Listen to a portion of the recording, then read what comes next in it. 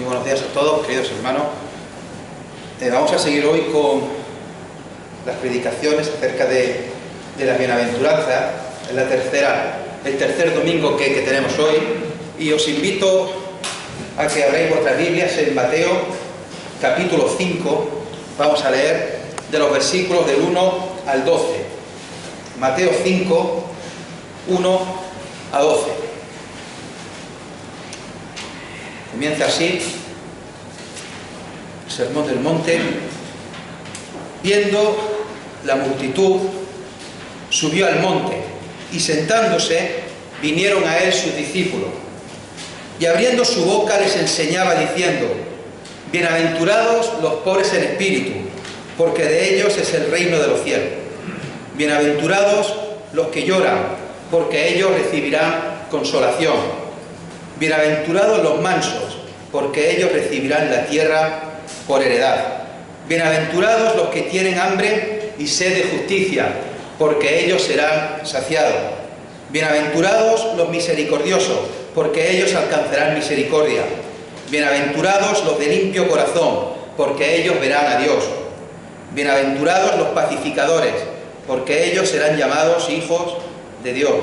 Bienaventurados los que padecen persecución por causa de la justicia, porque de ellos es el reino de los cielos. Bienaventurados sois cuando por mi causa os vituperen y os persigan, y digan toda clase de mal contra vosotros mintiendo.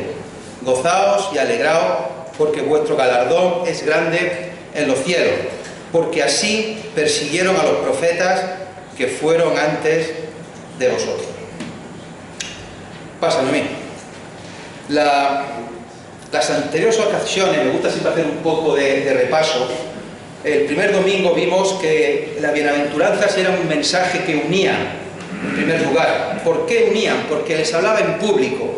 Jesús les habla en el campo, en la montaña, en el monte, no en una sinagoga o en un templo. Lo hace en la calle, al aire libre.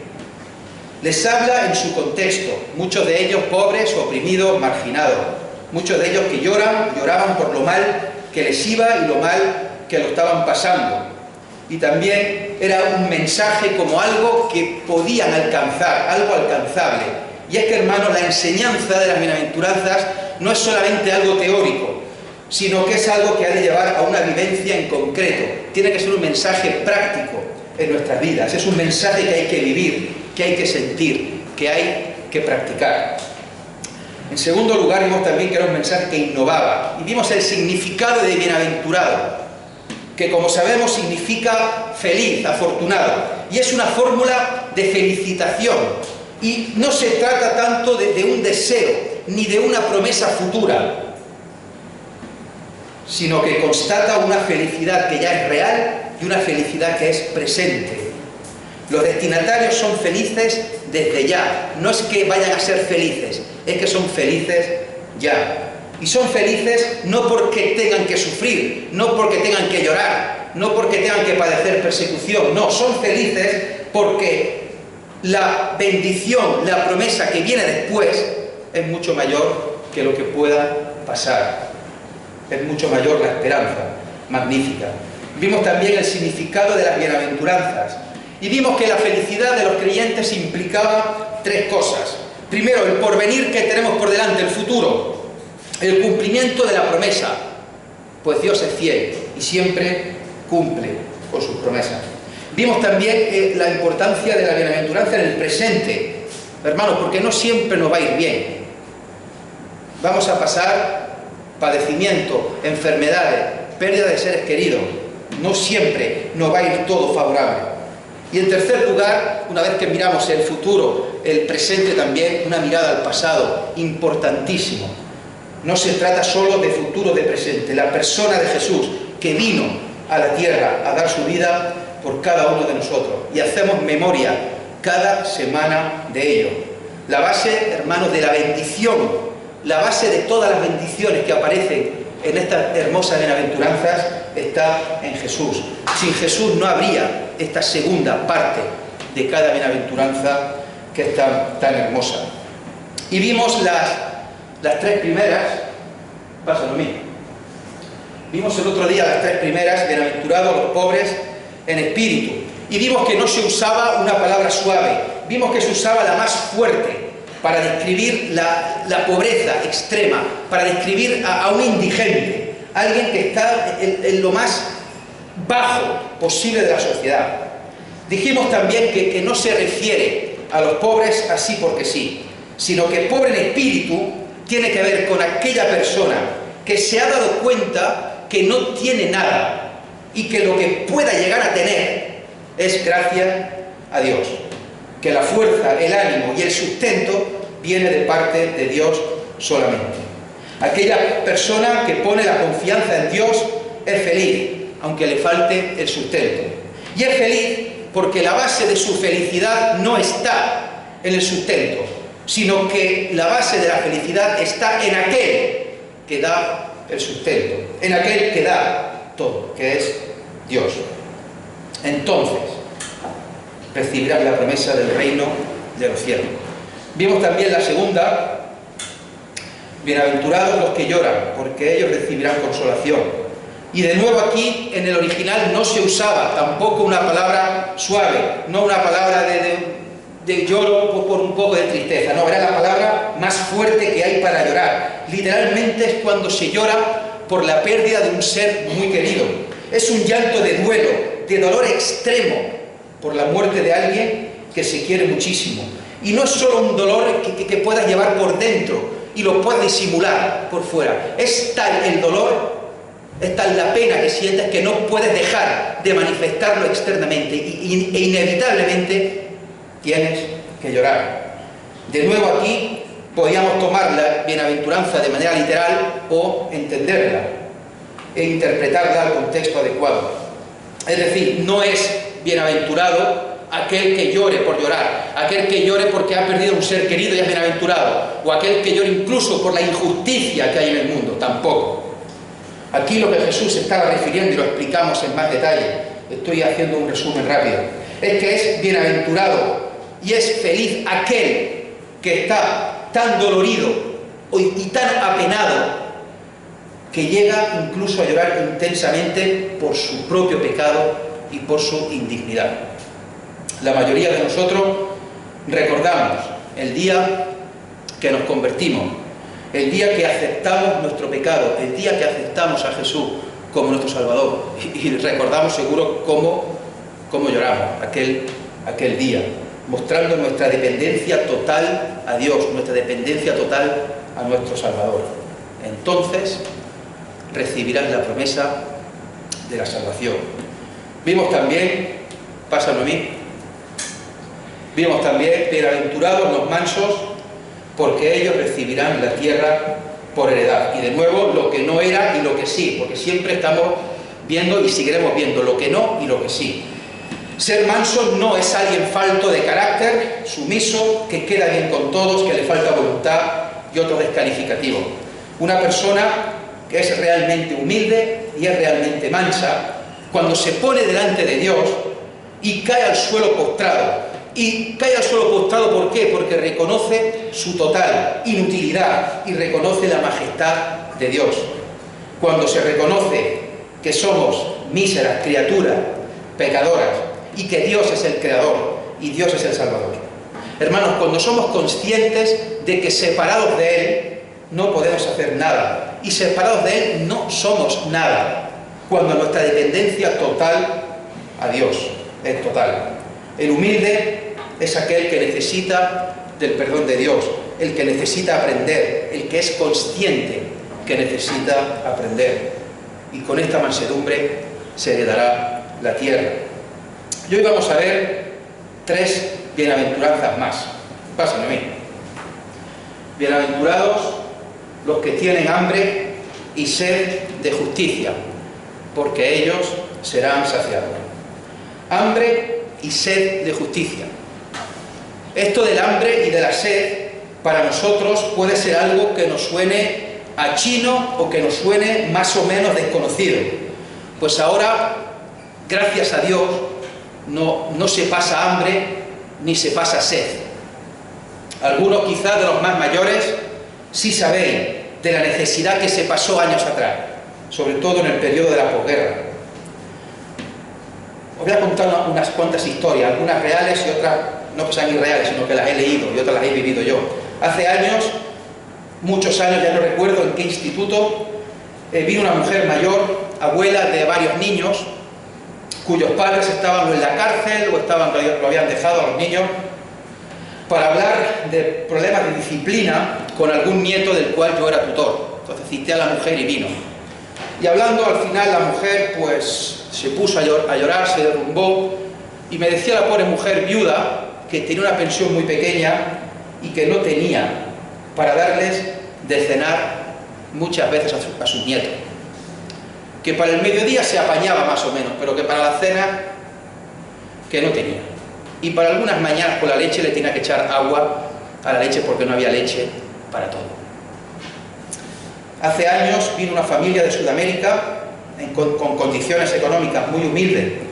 Coincidió que al poco hicimos un campamento de escuela dominical y lo llevamos a los niños. Recuerdo aún como estos niños en el desayuno miraban el desayuno con los ojos abiertos como platos y se inflaban de comer. Se inflaban que parecía que iban a reventar. Incluso a escondidas, sin que nos diésemos cuenta, cogían galletas y magdalenas y se las guardaban en servilletas y se las llevaban a la tienda de campaña.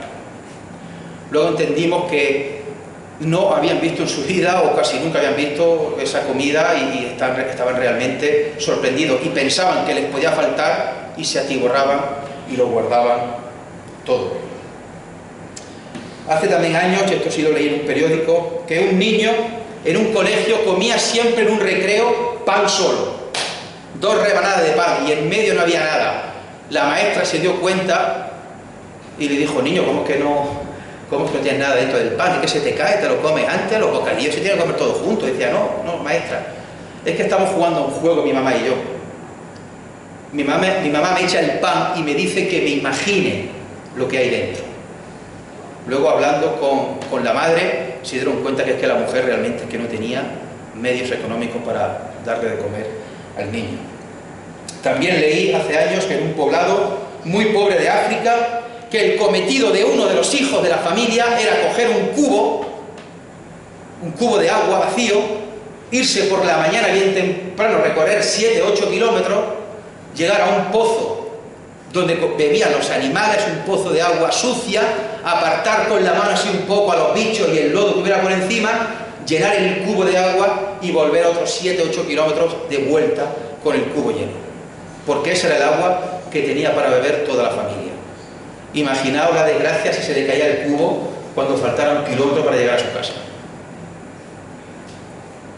Aparte, hermanos, de casos que podríamos enumerar como concretos en nuestro país, que gracias a Dios no ocurren mucho, pero que en otros sitios sí es más habitual, lo cierto es que afortunadamente no pasamos hambre ni sed.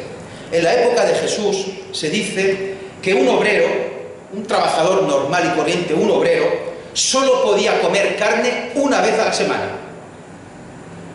No tenía dinero para comer más veces carne a la semana. Así que imaginad lo que comerían aquellos que no eran ni obreros. De nuevo, tenemos que ver y analizar lo que no quiere decir la bienaventuranza y lo que sí quiere decir. No quiere decir, hermanos, que este hambre y esta sed, que aquí se indica, es el hambre que me da a media mañana en el trabajo y bueno, mi hora de desayuno, que voy a la cafetería de enfrente, me pido mi buen café, mi tostada y me la como. No es tampoco la sed que me puede dar y cojo mi botellita y le pego un trago. No, aquí en el original se está refiriendo a un hambre y a una sed extrema. No es ni siquiera el hambre o la sed que pueda pasar esta mujer que no puede alimentar a su nieto. Estamos hablando de un hambre y una sed extrema.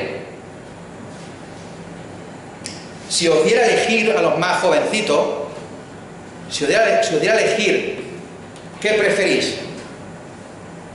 ¿Una botella de agua fría o el último modelo del iPhone? Pues seguramente escogeríais el último iPhone. La Rebeca ha levantado la cabeza así corriendo, ella elegiría el iPhone seguro. Ahora bien, si os encontráis en un desierto y lleváis 5 días a 50 grados al sol y tenéis la lengua como la suela de un zapato y estáis muertos, pero muertos de sed, y estáis que os arrastráis por el suelo y os ponen el último iPhone y os ponen una botella fresquita, ahí cogéis la botella. O no. O no. Quizá cogéis el teléfono alguno. Aquí de nuevo Jesús está llevando la expresión al extremo y se está refiriendo con el hambre y la sed a aquella persona que está a punto, pero a punto de morir de hambre, a punto de morir de inanición, a punto de morir de sed. Que si ve un trozo de pan en el suelo con moho y si ve un charco con bichos, se come el pan y aparta los bichos y bebe agua, de lo desesperado que está, de lo mal que está. Tampoco dice aquí la bienaventuranza que por el hecho de tener mucha hambre o por el hecho de tener mucha sed ya vas a ser bienaventurado. Quizá también es un error de mucha gente que dice, venga, te va a todos los pobres bienaventurados, porque sí, así porque sí. La bienaventuranza sigue diciendo hambre y sed de justicia. Y aquí hay que matizar también lo que es la justicia. Otros lo traducen por bondad, por integridad. Y aquí con justicia tampoco se refiere al hecho de desear que haya una justicia en el mundo, que por supuesto está bien desearlo, sino de desear que la justicia y la bondad y la integridad de Cristo esté dentro de mí, que reine en mi vida. Hay quien dice que esta bienaventuranza es la más exigente de todas, la que más nos exige, pero a la vez la que más consuelo trae.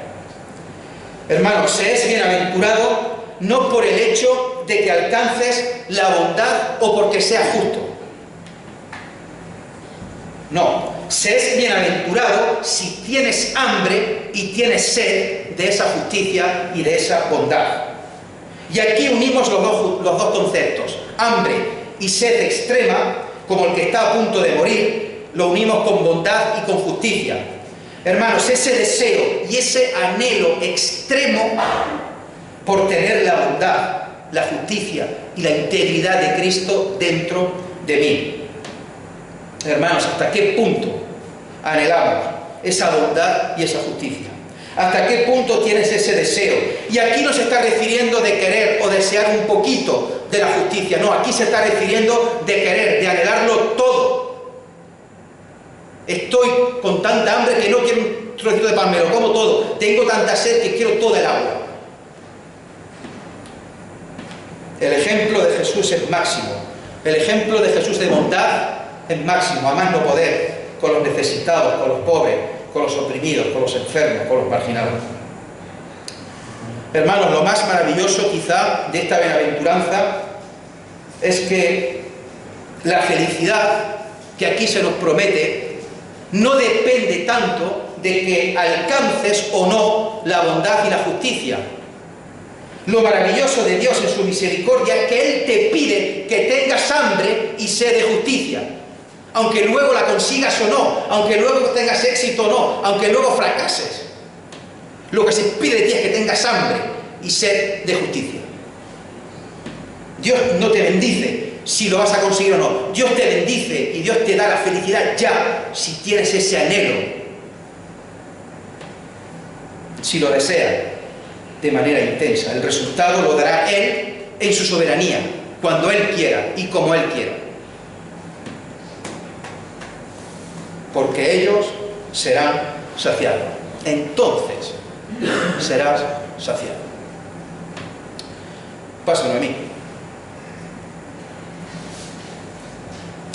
Bienaventurados los misericordiosos, porque ellos alcanzarán misericordia. Esta bienaventuranza parece un dicho o un refrán. Los misericordiosos, la misericordia, alcanzar misericordia. ¿Qué es la misericordia? Pues de nuevo lo que sí y de nuevo lo que no es la misericordia. La misericordia no es sentir lástima por alguien que lo está pasando mal. La misericordia no se limita a la lástima, a la pena. En el original hebreo, misericordia es Yesed. Ahí como bien escrito, la Yesed hebrea. Y según los estudiosos, no hay una palabra equivalente posible en nuestro idioma. No existe la palabra. Es una palabra, como dicen ellos, intraducible. Algunos lo traducen como gracia, otros lo traducen como misericordia. Pero lo que entendemos por misericordia, o lo que la gente entiende por lo que es misericordia, tiene poco que ver con el significado original de la palabra. Por eso explicamos tanto los conceptos de gracia y de misericordia. Y esto Juanvi nos lo recuerda y nos lo explica muy bien, muy a menudo. Y es importante que conozcamos realmente lo que significa estos conceptos de gracia y de misericordia. Ser misericordioso es tener la capacidad de ponerse totalmente en el lugar del otro, de ser capaz de ver con sus ojos, de pensar con su mente, como dice también el dicho, ponerse o meterse en los zapatos del otro. Hay un dicho que dice que no se conoce realmente una persona hasta que no te metes en sus zapatos. La misericordia, como digo, hermanos, va más allá de la lástima. Es tener empatía y tener simpatía por las personas. Muchos evitan hacer esto, tristemente incluso dentro de las iglesias. Hoy día el mundo va a lo suyo.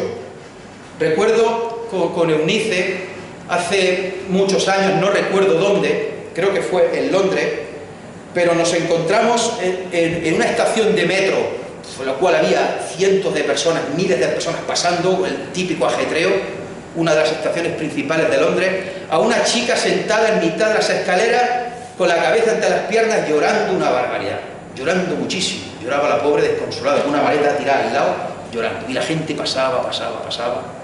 No le preguntaba nada. Nosotros pasamos, nos quedamos un poco, ¿qué le pasará? Y entre que no sabían mucho el idioma, le preguntamos un poco qué le ocurría, ella no nos dijo nada. De momento vino su pareja y con regulares maneras nos dijo que nos metiésemos en otros asuntos y se la llevó. Lo que me llamó la atención fue ver a tantísima gente pasando, incluso casi saltando a la muchacha y viéndola llorar, y no se paraba nadie. Ese mundo impasible, ese mundo que va todo el mundo a lo suyo y que da igual del resto de las personas. Lo normal de la gente hoy día, que todos hagan lo suyo. Incluso, como decía, de algunos creyentes faltos de misericordia, que también solo van a lo suyo, y no debería ser así. La palabra hebrea, Yesed, o Gesed, está vinculada fuertemente al Dios de Israel. Oseas 6:6 recuerda aquello que todos conocemos, de misericordia quiero y no sacrificios, que luego el Señor Jesús nos recuerda. Oísteis que fue dicho, misericordia quiero y no sacrificio. Y esto es toda una declaración de intenciones para entender la teología del Antiguo Testamento.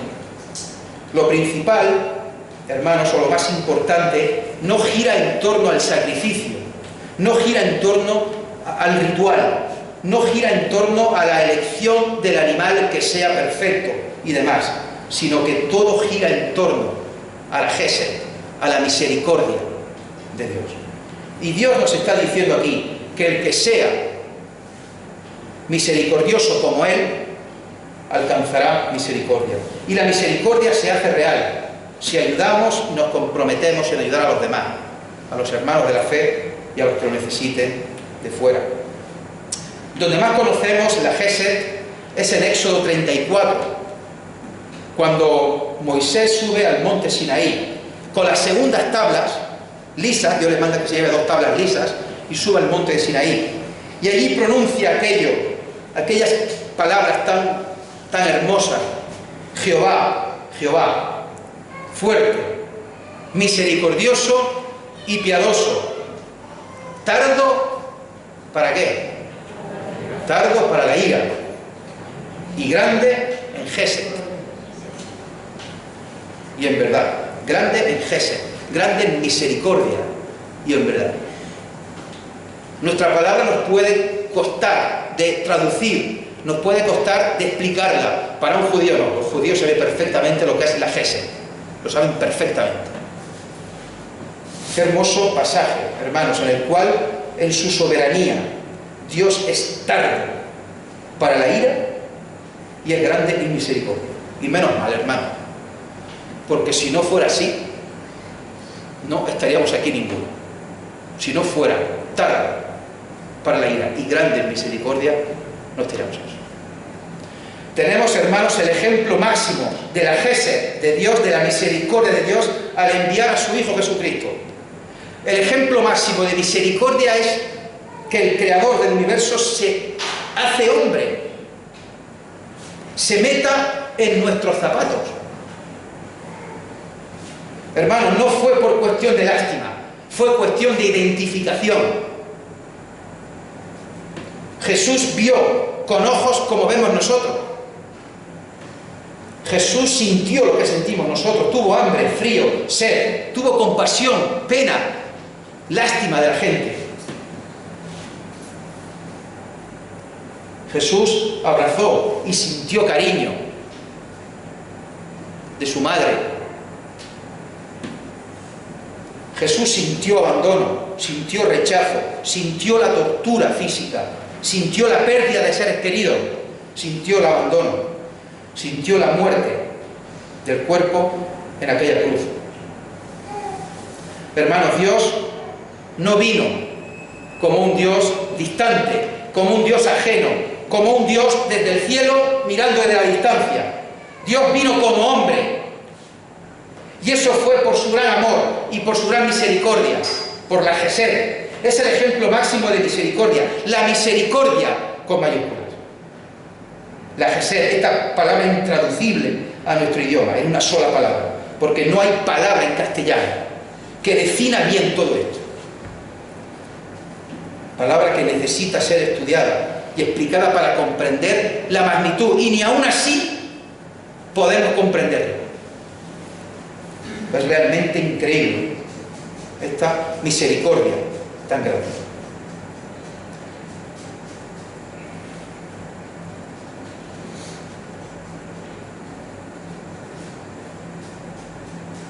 Hermanos, solo los que muestren una misericordia como esta recibirán misericordia. Si no tenemos interés por nadie, así serán ellos con nosotros también. ¿Tienes interés? Tenemos interés por las personas, nos preocupamos por los demás, porque ellos recibirán misericordia. La tercera, Noemí. Bienaventurados, ya la última que vamos a ver hoy. Bienaventurados los de limpio corazón, porque ellos verán a Dios. Y empieza hablando de limpieza. Y a nosotros es algo que nos gusta, la limpieza. Tener el cuerpo limpio, la ropa limpia, la casa limpia, la iglesia limpia. Y esto más nos vale, que luego viene la Ani con el algodón y como ve algo sucio, nos regaña. Nos puede parecer, hermanos, una tontería, o nos puede parecer de nuevo que nos suena chino, algo ajeno, como aquello del hambre y de la sed. Pero la importancia de la limpieza en la época de Jesús era muy importante, pues iba unida limpieza a pureza y ritual. Normalmente pureza y limpieza externa, la que se ve, y la que tristemente determinaba lo que estaba bien y lo que estaba mal. La otra pureza, la del interior, la que no se ve, esa no valía para nada. Por eso, porque no se ve. Y aquí Jesús invierte la cuestión. Y aquí Jesús está diciendo que la limpieza, la pureza que realmente vale, es la del corazón, la de dentro, no tanto la de fuera.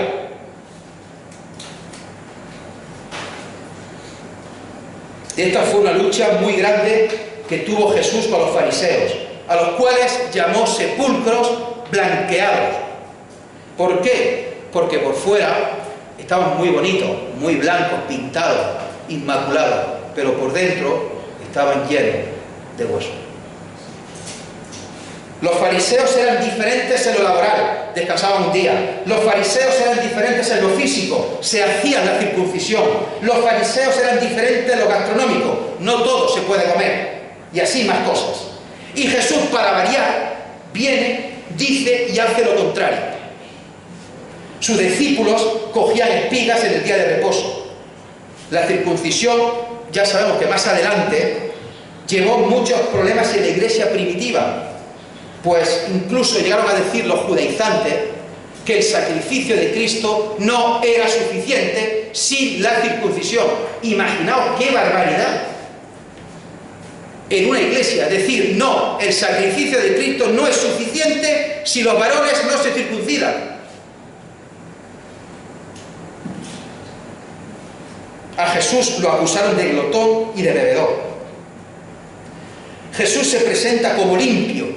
Él se presenta como limpio y sin embargo se acerca a los pecadores, sin embargo se contamina al tocar enfermos y blasfema, entre comillas, al aceptar a los gentiles y a los pecadores en su casa o sentarse con ellos. Hermanos, en esta bienaventuranza Jesús abre la puerta a todos aquellos que son tenidos por menos, por el hecho de no tener cierta pureza o por el hecho de no tener cierta limpieza externa. Lo importante es el interior. Ahora nadie puede juzgar, ahora nadie puede decir quién está limpio o no, porque el interior solo lo ve Dios. Por tanto, el único que juzga es Dios. Hermanos, esta bienaventuranza nos hace o nos debe hacer examinar nuestra conciencia. Cantamos muchas veces, examíname, Señor, y conoce mi corazón. Hermanos, ¿hacemos las cosas para que sean reconocidas? ¿O hacemos las cosas para servir y darle la gloria a nuestro Dios? Hermanos, ¿esperamos algo a cambio? ¿Hacemos las cosas por generosidad o por egoísmo? Esto es importante y a la vez peligroso, pues podemos llegar a creernos algo que no somos. Por el hecho de hacer más cosas, por el hecho de que prediquemos mejor o por cualquier otra cosa. Juan Bunyan, considerado como uno de los mejores predicadores que ha habido nunca, pues normal, cuando él predicaba, y predicaba tan bien delante de tantísima gente, pues siempre decían, hermano, que bien has predicado, qué buena palabra, decían que un día, pues le preguntó, un día lo felicitó una persona con eso mismo, lo bien que había predicado, lo bien que hablaba, el buen don que tenía. Este hombre sorprendentemente le contestó a esta persona, sí lo sé, he predicado bien. Me lo ha dicho el diablo en cuanto me he bajado del púlpito. Tema del orgullo, hermano, tema del orgullo que podemos llegar a tener si pensamos que algo es mérito nuestro, si pensamos que algo hacemos nosotros bien, que no es por la obra y la soberanía de Dios. Lucas capítulo 17, versículo 10. Cuando hayáis hecho todo, lo que os ha sido ordenado, hermano, cuando hayamos hecho todo lo que se nos ha ordenado, ya sea a título individual, ya sea a nivel familiar o ya sea a nivel eclesial, decid, siervos inútiles somos. Pues lo que debíamos hacer, hicimos. Siervos inútiles somos. Que lo que somos, hermanos, es por su gracia, que lo que somos es por su amor y que lo que somos es por su misericordia. No hay ningún tipo de mérito nuestro. Porque ellos verán a Dios. ¿Cómo? Ver a Dios. Me encanta ahora acostarme en el patio, mirar al cielo y ver los pájaros, los aviones que vienen de Madrid, o que van a Madrid, que van a Málaga, Sevilla, se ven que van para un lado para otro, ver las estrellas, ver los planetas que a veces son visibles como Venus y Marte. Me encanta ver la Osa Mayor, me encanta ver la estrella polar siempre fija y siempre marcando el norte. Me encanta ver la Estación Espacial Internacional, que se ve una luz brillante, como pasa por el cielo. Me encanta ver las Perseidas o las lágrimas de San Lorenzo, que empiezan ahora en julio y están hasta final de agosto. La gente del campo siempre mira al cielo, o por lo menos siempre lo miraba antes. Yo me acuerdo de mi abuela, que cuando estábamos en época de aceitunas se asomaba ella y decía: mañana va a llover o no va a llover, son nubes bajas o nubes altas, y sabía la gente todo tipo de nubes. Hermanos, mirar al cielo es un espectáculo. Salmo 19:1. Los cielos, ¿qué cuentan? Los cielos cuentan la gloria de Dios, y el firmamento anuncia la obra de sus manos. Hermanos, Jesús dice que los de limpio corazón verán a Dios. ¿Quiere eso decir que si yo soy de limpio corazón y me acuesto en mi patio y pongo así los ojos así entrecerrados y hago como zoom, voy a ver a Dios? ¿Quiere eso decir que si por el contrario no lo veo, es que no tengo limpio el corazón? Lógicamente no se refiere a esto. Lo que dice, hermanos, es que los de limpio corazón algún día verán, algún día estarán capacitados para ver a Dios y para estar con Dios toda la eternidad. Los de limpio corazón estarán dentro de lo que es la gracia y la misericordia de Dios. Hermanos, el creyente tiene que ser de limpio corazón.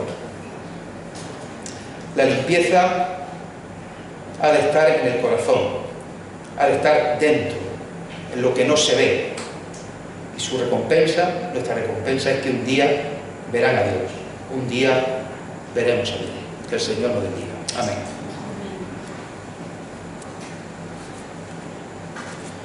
Señor y Padre, te damos muchas gracias por este día que tú permites, Señor, en tu misericordia, que podamos venir aquí, saludarnos los hermanos, Señor, y aunque estemos aquí todavía distanciados y estemos con las mascarillas y tengamos que vernos un poco desde la distancia y con precaución, nos da alegría de vernos, nos da alegría de poder abrir el local, nos da alegría de poder recordar el sacrificio de Cristo a través de los símbolos, y también de abrir tu palabra y salir bendecidos de ella. Gracias, Padre, porque nos bendices y nos ayudas. Gracias, Padre, por estas maravillas de bienaventuranza, Señor, que podemos disfrutar ahora, que no es algo que se vaya a ser un futuro, sino que es algo que estamos disfrutando ahora. Gracias, Padre, porque nos consuela, porque nos ayuda, porque eres misericordioso con nosotros. Señor, nos acordamos de aquellos hermanos que no puedan estar aquí hoy con nosotros por enfermedad. Señor, queremos pedirte por la mejora de los que están enfermos, por Toñi, que fue operada el otro día, y también especialmente por Mari Carmen, para que tú la sigas ayudando, la sigas mejorando, y también le des consuelo, le des ánimo a ella y a su familia.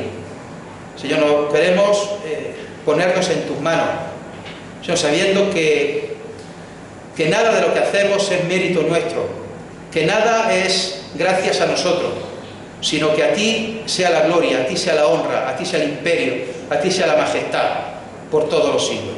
Amén.